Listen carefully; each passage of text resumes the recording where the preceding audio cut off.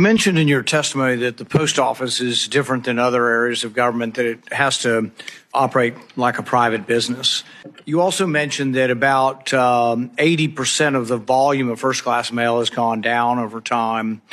Can you think of a private business where 80% of what they're, doing to make money is going down in volume that would actually increase their employees? Yeah. So, Senator, you keep asking. I mean, I didn't make the laws that organize the United States Postal Service.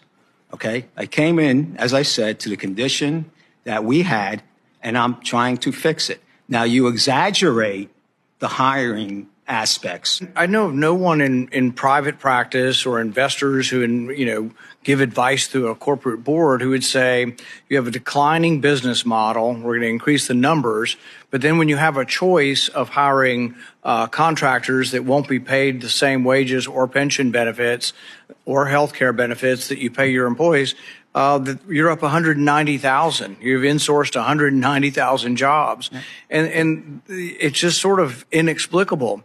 The whole point of the reform of shifting the cost, it's not really reform, it's a shell game. We just took a bunch of things that are still costs on your books and we put them on somebody else's books somewhere else in government. It's still a massive cluster in a way that the debt problem is just shifted over to another account. But in doing that, the main thing you were trying to get away from was healthcare costs and pension, right?